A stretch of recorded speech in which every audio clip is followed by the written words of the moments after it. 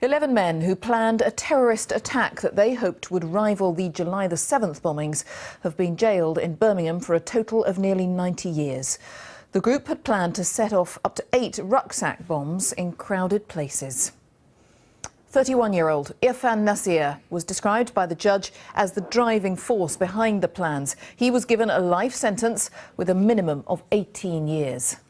Irfan Khalid is 28 years old. The judge said that he was under Nasir's influence. He was given 18 years in prison.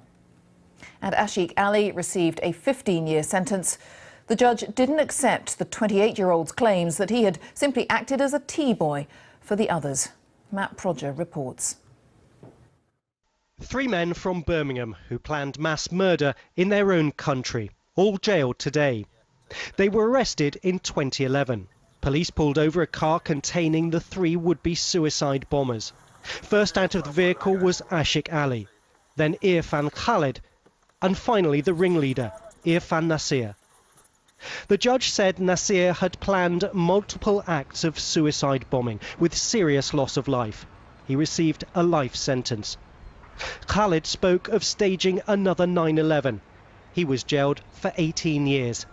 And Ashiq Ali was in charge of fundraising, sentenced to 15 years. This case was immensely serious because they aspired to commit mass murder by suicide bombs, by placing bombs in other crowded places. They were very critical of the 7/7 bombers in terms of not killing enough people. They had nails in their bombs. They wanted to kill an awful lot of people. They aspired to their 9/11. They wanted to go down in history of doing that.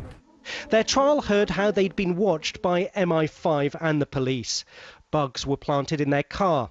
They were heard planning to detonate up to 8 rucksack bombs.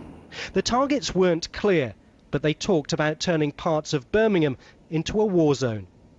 They pretended to be collecting money for charity, taking in thousands of pounds from their own community, but they cheated the charity, Muslim Aid, out of the cash. Rahin Ahmed, jailed for 4 years today, gambled away most of the money on the currency markets. Inside the home of one of the men, they'd started experimenting with bomb-making equipment. Nasir had sketched out a blueprint for a device. Ahmed and 7 other men played a smaller role. 4 of them went to Pakistan for terrorist training, but they left as soon as their furious families discovered what they were up to. The judge said they had made a chilling mistake.